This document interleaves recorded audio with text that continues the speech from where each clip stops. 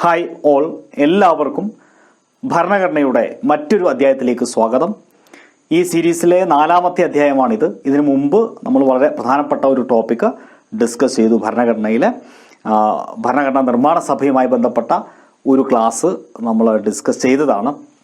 അതിനുശേഷം ആ ക്ലാസ്സുമായി ബന്ധപ്പെട്ട് 40 പ്രീവിയസ് ഇയർ ക്വസ്റ്റ്യൻസിന്റെ ഡിസ്കഷൻ നമ്മൾ നടത്തി. അതിനുശേഷം 2ാമത്തെ ടോപ്പിക്കായ ആമുഖം ഡിസ്കസ് ചെയ്തു. ആമുഖവുമായി ബന്ധപ്പെട്ട് 40 പ്രീവിയസ് ഇയർ ക്വസ്റ്റ്യൻ ആണ് ഇവിടെ ഡിസ്കസ് ചെയ്യുന്നത്. അപ്പോൾ ഇതിനിടയിൽ ചെറിയൊരു ഗ്യാപ്പ് വന്നിട്ടുണ്ട്. അതുകൊണ്ട് ഇതിന് മുമ്പത്തെ അധ്യായം നിങ്ങൾ ഈ ചാനലിൽ നോക്കി അതിൻ്റെ പ്ലേലിസ്റ്റിൽ പോയിട്ട് കാണുക. ആ അധ്യായം നന്നായിട്ട് പഠിച്ച ഒരാൾക്ക് അല്ലെങ്കിൽ നന്നായിട്ട് കണ്ട ഒരാൾക്ക് ഈ പറയുന്ന 40 ചോദ്യങ്ങൾക്ക് ആൻസർ ചെയ്യാൻ സാധിക്കും. ഇവിടെ അവതരിപ്പിക്കുന്ന 40 ക്വസ്റ്റ്യൻസിൽ 90% പ്രീവിയസ് ഇയർ ക്വസ്റ്റ്യൻ തന്നെയാണ്. പല ചോദ്യങ്ങളും ആവർത്തിച്ച് വരുന്നതായിട്ട് ഒരുപക്ഷെ നിങ്ങൾക്ക് തോന്നിയേക്കാം. അത് പരീക്ഷകളിൽ ആവർത്തിച്ച് വരുന്നത് കൊണ്ടാണ്. അപ്പോൾ ആവർത്തന ചോദ്യങ്ങളുണ്ട്, ക്ഷമിക്കുക. 40 ചോദ്യങ്ങളിലൂടെ കടന്നു പോകുന്നതിന്റെ ഭാഗമായിട്ട് ആമുഖം, ഭരണഘടനയുടെ ആമുഖം എന്ന് പറയുന്ന ഈ ഭാഗത്ത് തന്നെയാണ് നമ്മൾ ഭരണഘടനയുടെ കടമെടുത്തിട്ടുള്ള ഭാഗങ്ങൾ ഉൾക്കൊള്ളിച്ചിട്ടുള്ളത്. അപ്പോൾ ഈ ഒരു ടോപ്പിക്കിൽ നിന്ന് ഉള്ള മാർക്ക് നിങ്ങൾക്ക് പരീക്ഷയ്ക്ക് യാതൊരു വിധനയും നഷ്ടപ്പെടുകയില്ല. അപ്പോൾ വളരെ സീരിയസ് ആയിട്ട് ക്വസ്റ്റ്യനിലേക്ക് കടക്കുക. നമുക്ക് ചോദ്യങ്ങൾ ഏതൊക്കെയാണ് എന്നുള്ളത് പരിശോധിക്കാം. അപ്പോൾ ചോദ്യം ചോദിക്കുന്നതിന് മുമ്പ് ആമുഖമായിട്ട് പറയുകയാണ്, ഞാൻ തയ്യാറാക്കിയിട്ടുള്ള ഒരു പ്രാക്ടീസ് ബുക്ക്, ഡിഗ്രി ലെവൽ പരീക്ഷകൾക്കായിട്ടുള്ള ധാരാളം ക്വസ്റ്റ്യൻസ് ഉൾക്കൊള്ളുന്ന ഒരു പ്രാക്ടീസ് ബുക്ക് ഇപ്പോൾ തിരുവനന്തപുരം മുതൽ കാസർഗോഡ് വരെയുള്ള പ്രധാന പുസ്തകശാലകളിൽ ലഭ്യമാണ്. താഴെ നിങ്ങൾക്ക് അതിൻ്റെ ചിത്രവും അതുപോലെ നിങ്ങൾക്ക് വാട്സപ്പിൽ ബുക്ക് ചെയ്യാനുള്ള നമ്പറും ഉണ്ട്.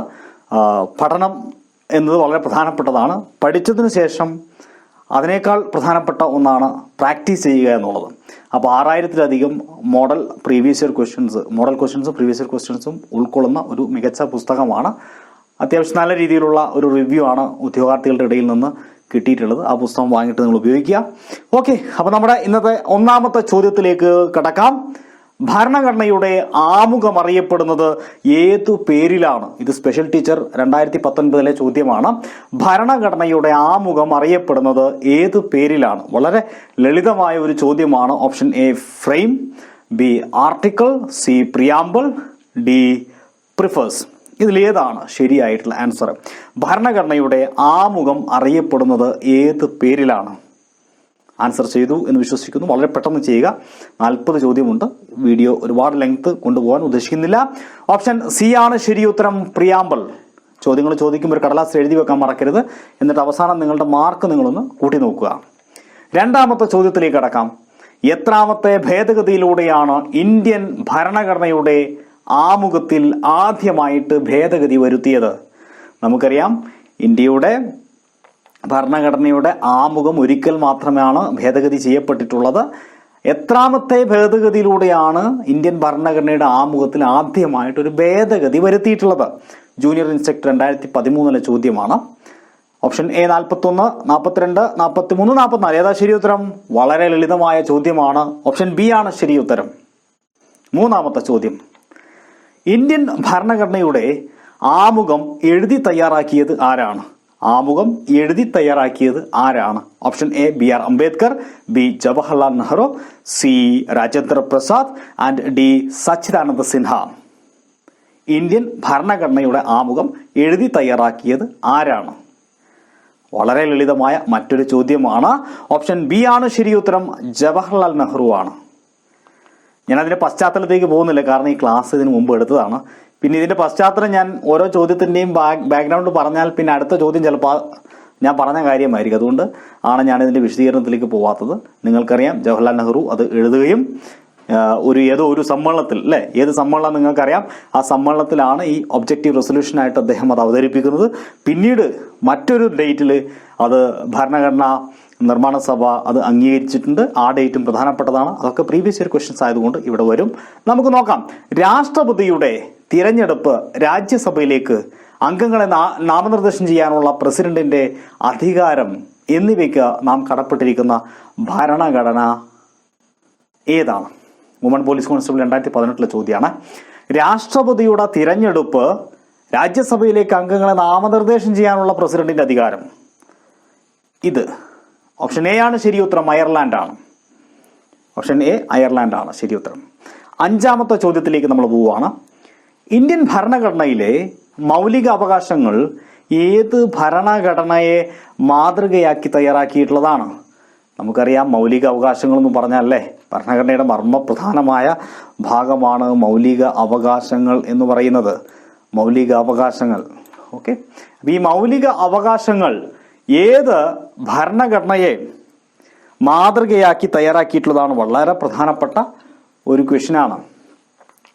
Option A Britain, B America, C Russia, D UK. ഏതാ ശരി ഉത്തരം? പറഞ്ഞോളൂ. ശരി ഉത്തരം ഓപ്ഷൻ ബി ആണ്, അമേരിക്കയാണ് അല്ലെ. ലളിതമായ ക്വസ്റ്റ്യൻ ആണ്. അടുത്ത ചോദ്യത്തിലേക്ക് കടക്കാം. ഭരണഘടനയുടെ ആമുഖം ഡ്രാഫ്റ്റിംഗ് കമ്മിറ്റിക്ക് മുമ്പാകെ അവതരിപ്പിച്ചത് ആരാണ്?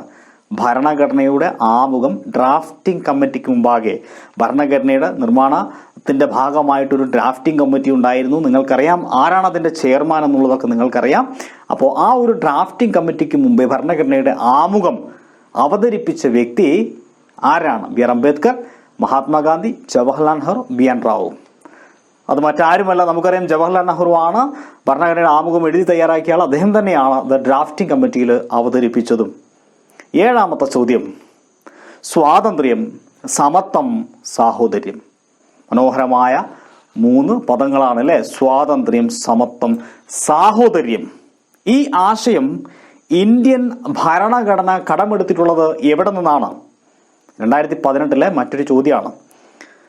ഐറിഷ് ഭരണഘടനയിൽ നിന്ന്, ഫ്രഞ്ച് ഭരണഘടനയിൽ നിന്ന്, UK ഭരണഘടനയിൽ നിന്ന്, US ഭരണഘടനയിൽ നിന്ന്. എവിടെ നിന്നാണ് സ്വാതന്ത്ര്യവും സമത്വവും സാഹോദര്യവും? പറഞ്ഞോളൂ. ഫ്രീഡവും, അതായത് ലിബർട്ടി അല്ലെ, ഈക്വാലിറ്റി, ഫ്രട്ടേണിറ്റി, ഇത് 3 എടുത്തിരിക്കുന്നത് ഫ്രഞ്ച് ഭരണഘടനയിൽ നിന്നാണ്. അടുത്ത് 8ാമത്തെ ചോദ്യത്തിലേക്ക് വരാം. ഇന്ത്യൻ ഭരണഘടന ഏറ്റവും കൂടുതൽ കടപ്പെട്ടിരിക്കുന്നത് ഏത് ഭരണഘടനയോടാണ്? ഇതും 2018 മറ്റൊരു ചോദ്യമാണ്. ഇന്ത്യൻ ഭരണഘടന ഏറ്റവും കൂടുതൽ കടപ്പെട്ടിരിക്കുന്നത് option A 1935 government India act, option B British ഭരണഘടന, ഓപ്ഷൻ സി അമേരിക്കൻ ഭരണഘടന, ഓപ്ഷൻ ഡി ഐറിഷ് ഭരണഘടന. ഏതാ ശരി ഉത്തരം? ലളിതമായ മറ്റൊരു ചോദ്യം. ഓപ്ഷൻ എ ആണ് ശരി ഉത്തരം. 1935 ദി ഗവൺമെന്റ് ഓഫ് ഇന്ത്യ ആക്ടിനോടാണ് ഇന്ത്യൻ ഭരണഘടന ഏറ്റവും കൂടുതൽ കടപ്പെട്ടിരിക്കുന്നത്.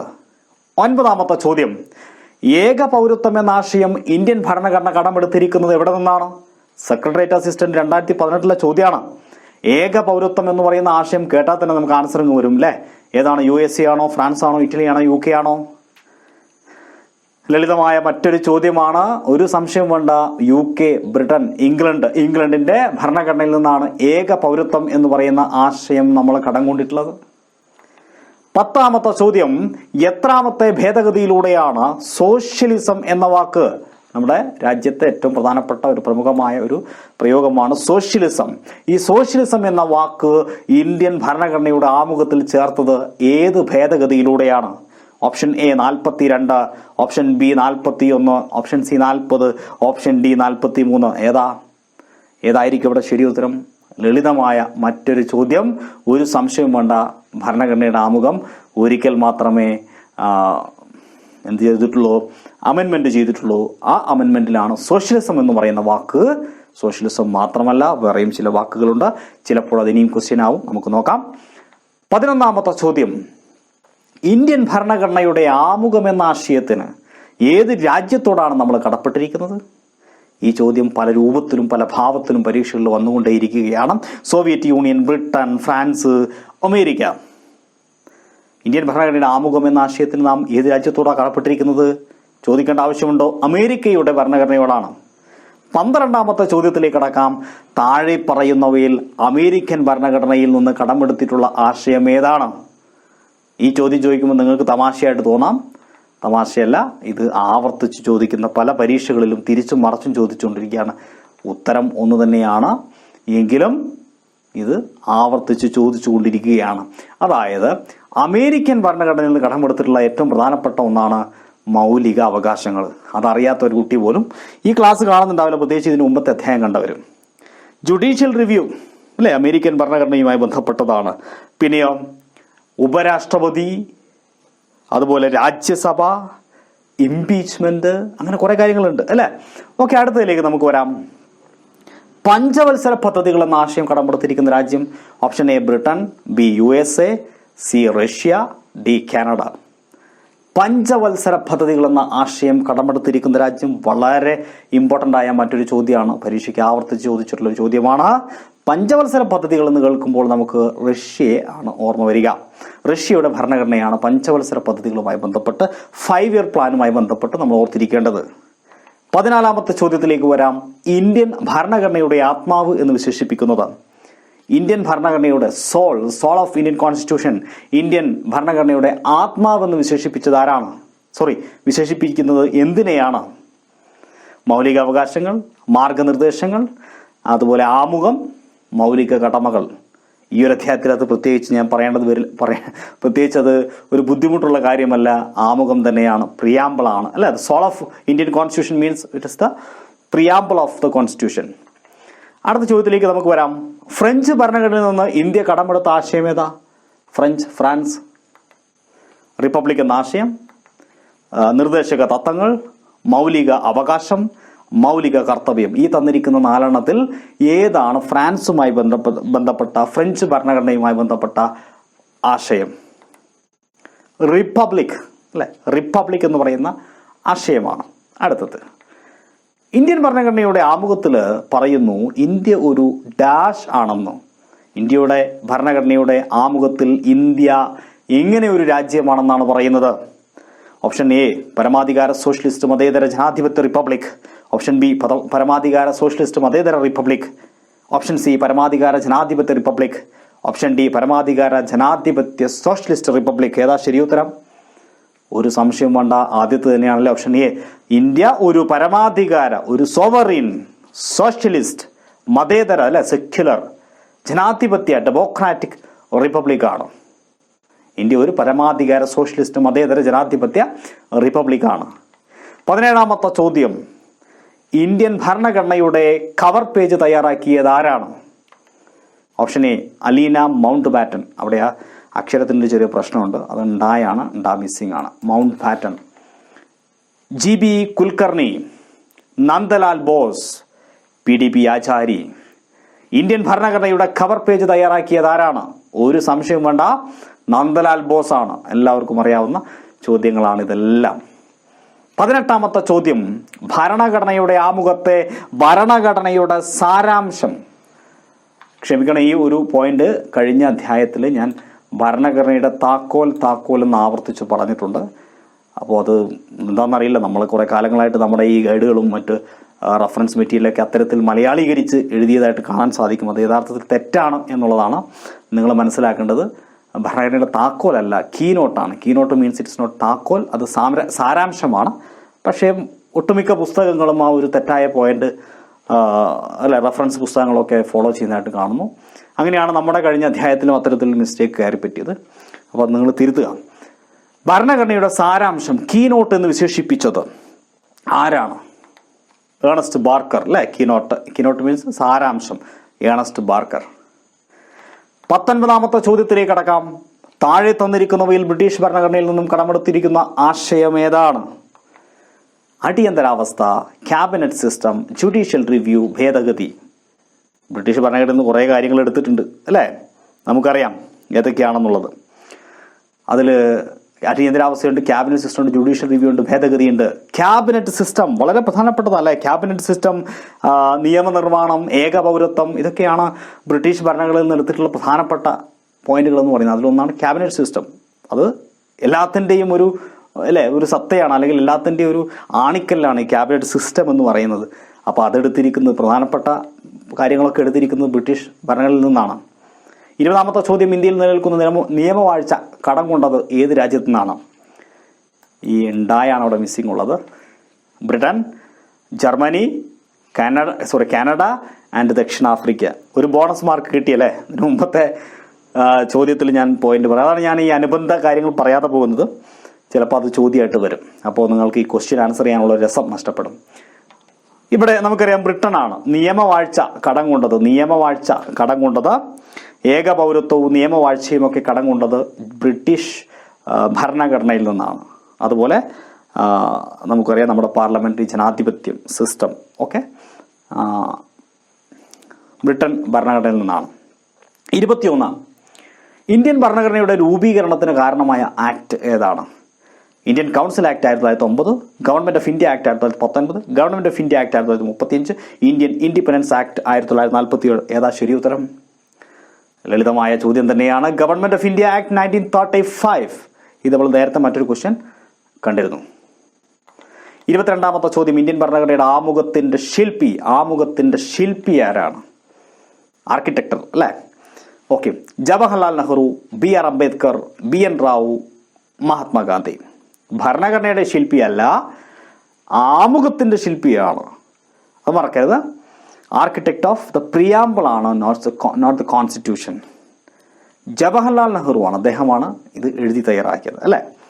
അടുത്ത ചോദ്യം 23. ഇന്ത്യൻ ഭരണഘടനയുടെ മനസ്സാക്ഷി എന്നറിയപ്പെടുന്നത് ഓപ്ഷൻ എ മൗലികാവകാശങ്ങൾ, ബി ആമുഖം, സി സ്വതന്ത്ര നീതിന്യായ വ്യവസ്ഥ ആൻഡ് ഡി ജുഡീഷ്യൽ റിവ്യൂ. ഏതാ ശരി ഉത്തരം?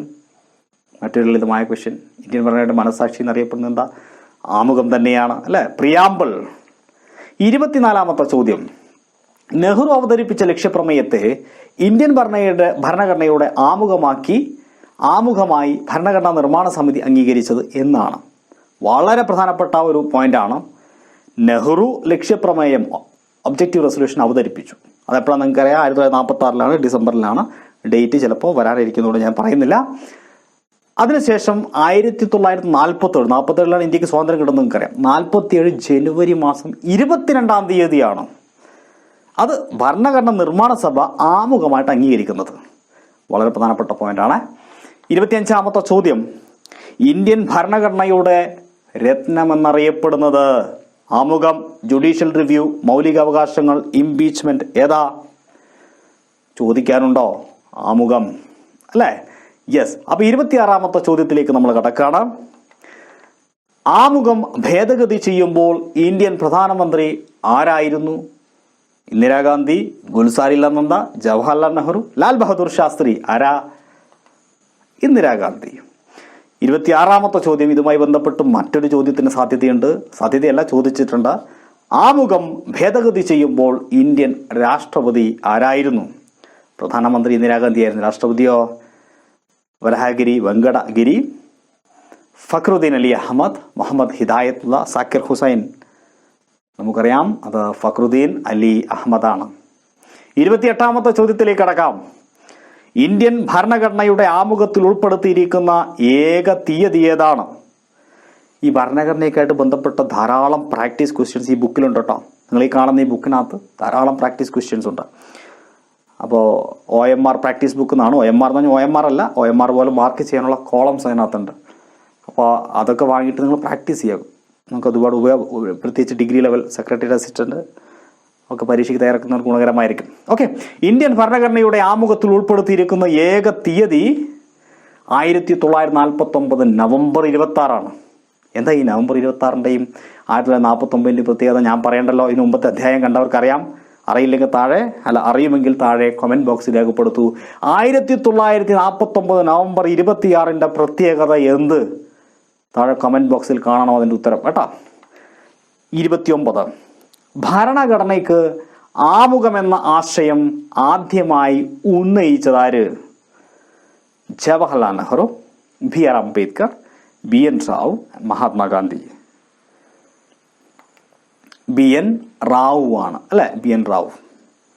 നമ്മുടെ ഭരണഘടന എന്ന് പറയുന്ന ആശയം ആദ്യമായിട്ട് ആരാ ഉന്നയിച്ചത്? നമ്മൾ മുമ്പ് ഡിസ്കസ് ചെയ്തിട്ടുണ്ട്. അത് MN റോയി ആണ് അല്ലെ? ഓക്കെ. ഇവിടെ BN റാവു ആണ് ആമുഖം. 30ാമത്തെ ചോദ്യത്തിലേക്ക് നമ്മൾ കടക്കുകയാണ്. ഇന്ത്യയുടെ രാഷ്ട്രീയ ജാതകം എന്ന ആമുഖത്തെ വിശേഷിപ്പിച്ചതാരാ? Option A KM Munshi, B BN Rao, C Sardar Patel, D Sachchidananda Sinha. സിമ്പിളായ ക്വസ്റ്റ്യൻ ആണ്. KM മുൻഷിയാണ്. 31ാമത്തെ ചോദ്യത്തിലേക്ക്, തിരിച്ചറിയൽ കാർഡ് എന്ന ആമുഖത്തെ വിശേഷിപ്പിച്ചത്? ഈ ചായ ആണ് ഇവിടെ. ഈ ഡബിൾ ലെറ്റേഴ്സ് ഒക്കെ മിസ്സായിരിക്കുകയാണ്. വിശേഷിപ്പിച്ചത് തിരിച്ചറിയൽ കാർഡെന്ന്, ഐഡന്റിറ്റി കാർഡ് എന്ന് വിശേഷിപ്പിച്ചാരാ? ഇവിടെ ഒരു ചാ മിസ്സിംഗ് ഉണ്ട്. ഓക്കെ. സച്ചിദാനന്ദ സിൻഹ, NA പാൽക്കിവാല, MN റോയി, പട്ടാഭി സീതാരാമയ്യ. ഒരു സംശയമുണ്ട, NA പാൽക്കിവാലയാണ്. പാൽക്കിവാല ഐഡന്റിറ്റി കാർഡ്, തിരിച്ചറിയൽ കാർഡ്. കോഡൊക്കെ നിങ്ങൾ ഉണ്ടാക്കി പഠിച്ചിട്ടുണ്ടാവും അല്ലേ?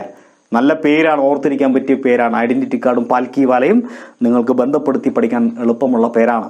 32ാമത്തെ ചോദ്യം, ഭരണഘടനയുടെ ആത്മാവ്, ഇതല്ലേ നമ്മൾ നേരത്തെ പറഞ്ഞത്, എന്ന് ആമുഖത്തെ വിശേഷിപ്പിച്ചത്. ഇവിടെ ഭരണഘടനയുടെ ആത്മാവെന്നാണ്. Option A Thakurdas Bhargav, N.A. Palkhivala, M.N. Roy, Pattabhi Sitaramayya. ആത്മാവെന്ന് കേൾക്കുമ്പോൾ നമുക്ക് പോയി ഭാർഗവി നിലയൊക്കെ ഓർമ്മ വരും അല്ലേ? ഭാർഗവി നിലയം, പ്രേതം, ആത്മാവ് അല്ലേ? അപ്പൊ ഇവിടെ താക്കൂർദാസ് ഭാർഗവ് ഭരണഘടനയുടെ ആത്മാവെന്ന് വിശേഷിപ്പിച്ചിരിക്കുന്നു. എന്നാൽ ഇന്ത്യയുടെ ആത്മാവെന്ന ആമുഖത്തെ വിശേഷിപ്പിച്ചതാര്? അടുത്ത ചോദ്യം, ഇതും ചോദിച്ചേക്കാം. ജവഹർലാൽ നെഹ്റു, B.R. അംബേദ്കർ, B.N. റാവു, മഹാത്മാഗാന്ധി. ഓർത്തിരിക്കാൻ എളുപ്പം അല്ലേ? നെഹ്റു അല്ലേ ഇത് എഴുതിയത്, അപ്പൊ പിന്നെ നെഹ്റു അല്ലേ അങ്ങനെ പറയാ? തമാശയാണ്, പഠിച്ചു വെക്കുക. ഇന്ത്യയുടെ ആത്മാവ് ജവഹർലാൽ നെഹ്റു, ആമുഖത്തെ അദ്ദേഹമാണ് അങ്ങനെ വിശേഷിപ്പിച്ചത്. 34ാമത്തെ ചോദ്യത്തിലേക്ക് നമ്മൾ കടക്കാണ്. ചെറു ഭരണഘടന, അതായത് മിനി കോൺസ്റ്റിറ്റ്യൂഷൻ എന്നറിയപ്പെടുന്ന ഭേദഗതി ഏതാണ്? മിനി കോൺസ്റ്റിറ്റ്യൂഷൻ എന്നറിയപ്പെടുന്ന ഭേദഗതി 42ാം ഭേദഗതി, 44ാം ഭേദഗതി, 32ാം ഭേദഗതി, 92, 51ാം ഭേദഗതി. ആവർത്തിക്കേണ്ട ആവശ്യമില്ല. 42. ആമുഖം ഇന്ത്യൻ ഭരണഘടനയുടെ ഭാഗമേ അല്ല എന്ന് വാദിച്ച കേസ് ഏതാണ്? ഏത് കേസിലാണ് അങ്ങനെ ഒരു വാദം ഉണ്ടായത്? Berubari case, Minerva case, Balaji Raghavan case, Lily Thomas case. എവിടെയാ അങ്ങനെ അത്തരത്തിലൊരു വാദം ഉണ്ടായത്? ആമുഖം ഇന്ത്യൻ ഭരണഘടനയുടെ ഭാഗമേ അല്ല എന്ന ബറുവാരി കേസിലാണ്. 36ാമത്തെ ചോദ്യത്തിലേക്ക് കടക്കാം. ആമുഖം ഇന്ത്യൻ ഭരണഘടനയുടെ ഭാഗമാണെന്ന് സുപ്രീം കോടതി പ്രഖ്യാപിച്ചത് ഏത് കേസിലാണ്? മലയാളികളെ സംബന്ധിച്ച് പ്രാധാന്യമുള്ളൊരു കേസാണിത് അല്ലേ? Kesavananda Bharati case, Balaji Raghavan case, Lily Thomas case, വിശാഖാബി കേസ്. ഓപ്ഷൻ എ ആണ് കേശവാനന്ദ ഭാരതി കേസാണ്. ചിലപ്പോൾ ചോദിക്കും, അദ്ദേഹം ഈ അടുത്ത കാലത്ത് അന്തരിച്ചു പോയി, അതുകൊണ്ട് വാർത്താ പ്രാധാന്യമുണ്ട്. 37ാമത്തെ ചോദ്യം, ഇന്ത്യൻ ഭരണഘടനയിൽ ഇംപീച്ച്മെന്റ് ഏത് രാജ്യത്തു നിന്നാണ് കടമെടുത്തിരിക്കുന്നത്? ഇംപീച്ച്മെന്റിലെ പ്രസിഡന്റിന്റെ ഇംപീച്ച്മെന്റ് ഏത് രാജ്യത്ത് നിന്ന് കടമെടുത്തതാണ്? Option A USA, B Australia, C Britain, D Germany. Yes, USA ആണ് അല്ലെ? പ്രധാനപ്പെട്ടതൊക്കെ USA തന്നെയാണ്. ജുഡീഷ്യൽ റിവ്യൂ, ഇംപീച്ച്മെന്റ്, അതുപോലെ ഉപരാഷ്ട്രപതി, ലിഖിത ഭരണഘടന, രാജ്യസഭ. 38ാമത്തെ ചോദ്യം, ഇന്ത്യൻ ഭരണഘടനയിൽ തിരഞ്ഞെടുപ്പ് സംവിധാനം കടമെടുത്തിരിക്കുന്ന രാജ്യം ഏത് രാജ്യത്തു നിന്നാണ്? ഇന്ത്യൻ ഭരണഘടനയിൽ തെരഞ്ഞെടുപ്പ് സംവിധാനം എന്ന് പറഞ്ഞു കഴിഞ്ഞാൽ പിന്നെ നമ്മൾ വേറെ എന്തെങ്കിലും ആലോചിക്കേണ്ട ആവശ്യമുണ്ടോ അല്ലേ? ഏറ്റവും പ്രധാനപ്പെട്ട കാര്യമാണ് ഈ തെരഞ്ഞെടുപ്പ്. അതെവിടുന്ന? ബ്രിട്ടീഷ് ഭരണഘടനയിൽ നിന്നാണ്. 39ാമത്തെ ചോദ്യത്തിലേക്ക് കടക്കാം. ഇന്ത്യൻ ഭരണഘടനയിൽ കൺകറന്റ് ലിസ്റ്റ് ഏതാണ്? കൺകറന്റ് ലിസ്റ്റ് ഏത് രാജ്യത്തു നിന്നാണ് കടമെടുത്തിരിക്കുന്നത്? Australia, Germany, Ireland, America. Concurrent list Australia. 40ാമത്തെ ചോദ്യം, വേറെ 2 ലിസ്റ്റ് ഉണ്ട് അല്ലേ? കൺകറന്റ് ലിസ്റ്റ് അല്ലാതെ മറ്റു 2 ലിസ്റ്റിലുണ്ട്. നിങ്ങൾ കഴിഞ്ഞ അധ്യായത്തിൽ പഠിച്ചിട്ടുണ്ടാവും. കഴിഞ്ഞ അധ്യായത്തിൽ ഞാൻ ഡിസ്കസ് ചെയ്തിട്ടുണ്ട്. കൺകറന്റ് ലിസ്റ്റ് ഓസ്ട്രേലിയ ആണെങ്കിൽ മറ്റ് 2 ലിസ്റ്റുകളെ കുറിച്ച് ഞാൻ വളരെ വ്യക്തമായിട്ട് ഞാൻ പറഞ്ഞിട്ടുണ്ട്. യൂണിയൻ ലിസ്റ്റ് അതുപോലെ സ്റ്റേറ്റ് ലിസ്റ്റിനെ കുറിച്ചും പറഞ്ഞിട്ടുണ്ട്. കാനഡ അല്ലേ? കാനഡയിലാണ് union list and state list. പക്ഷേ കൺകറന്റ് ലിസ്റ്റ് ഓസ്ട്രേലിയ ആണ്. അപ്പോൾ ഇന്ത്യൻ ഭരണഘടനയിൽ നിർദ്ദേശക തത്വങ്ങൾ ഏത് രാജ്യത്ത് നിന്നാണ് കടമെടുത്തിരിക്കുന്നത്? നിർദ്ദേശക തത്വങ്ങൾ നമ്മൾ DPSP എന്ന് പറയില്ലേ, എവിടുന്നാണ് കടമെടുത്തിരിക്കുന്നത്? വളരെ പ്രധാനപ്പെട്ട മറ്റൊരു ക്വസ്റ്റ്യനാണ്. Australia, Germany, Ireland, America. 40ാമത്തെ ക്വസ്റ്റ്യനാണ്. അയർലാൻഡിൽ നിന്നാണ് നമ്മൾ നിർദ്ദേശക തത്വങ്ങൾ എന്ന് പറയുന്ന directive principle of state policy എന്ന് പറയുന്ന ആശയം കടമെടുത്തിരിക്കുന്നത്. അപ്പോൾ ഈ അധ്യായം ഇവിടെ അവസാനിക്കുകയാണ്. നിങ്ങൾക്കും ഫുൾ മാർക്ക് ലഭിച്ചു എന്ന് കരുതുന്നു. ഞാൻ ഒരിക്കൽ കൂടി പറയുന്ന ഒരു സീരീസാണ്. ഇതിന്റെ മുമ്പത്തെ അധ്യായത്തിലാണ് ഈ ടോപ്പിക് ഡിസ്കസ് ചെയ്തിട്ടുള്ളത്. അതിന്റെ ക്വസ്റ്റ്യൻ ആൻസർ ഡിസ്കഷനാണ്. ഇനി നമ്മൾ അടുത്ത ടോപ്പിക്, അതായത് പ്രിലിമിനറി പരീക്ഷയ്ക്ക് ഡിഗ്രി ലെവൽ അതുപോലെ LDC മെയിനും കൂടെ ഗുണം ചെയ്യുന്ന ആ സിലബസിനെയാണ് നമ്മളിവിടെ ഫോളോ ചെയ്തു പോകുന്നത്. നെക്സ്റ്റ് ടോപ്പിക്ക് നമ്മൾ എടുക്കും. അത് കഴിഞ്ഞിട്ട് പിന്നെ ഇതുപോലെ അടുത്ത ക്ലാസ് എന്ന് പറയും ഇതുപോലത്തെ ക്വസ്റ്റ്യൻ ഡിസ്കഷൻ ആയിരിക്കും. അപ്പോൾ നിങ്ങളുടെ അഭിപ്രായം താഴെ കമൻറ്റ് ചെയ്യുക. നിങ്ങളുടെ സപ്പോർട്ട് വളരെ പ്രധാനപ്പെട്ടതാണ്. നിങ്ങൾ മാക്സിമം സപ്പോർട്ട് ചെയ്യാൻ ശ്രമിക്കുക. നിങ്ങൾ പലരും ഇപ്പോഴും ഈ ചാനൽ സബ്സ്ക്രൈബ് ചെയ്തിട്ടില്ല എന്നറിയുന്നു. അപ്പോൾ എല്ലാവരോടും ഒരിക്കൽ കൂടി അഭ്യർത്ഥിക്കുകയാണ്, ദയവായിട്ട് ഇപ്പോൾ തന്നെ സബ്സ്ക്രൈബ് ചെയ്യുക. ആ ബെൽ ബട്ടൺ ഒന്ന് എനേബിൾ ചെയ്ത് വെക്കണം, എന്നാലേ നോട്ടിഫിക്കേഷൻ നിങ്ങൾക്ക് ലഭിക്കുകയുള്ളൂ. നമ്മുടെ വീഡിയോയ്ക്ക് ഉദ്ദേശിച്ച അത്ര വ്യൂസ് പലപ്പോഴും കിട്ടുന്നില്ല. അപ്പോൾ നിങ്ങളുടെ സഹകരണം പ്രതീക്ഷിച്ചുകൊണ്ട് എല്ലാവർക്കും വിജയാശംസ നേർന്നുകൊണ്ട് നിർത്തുന്നു. നന്ദി, നമസ്കാരം.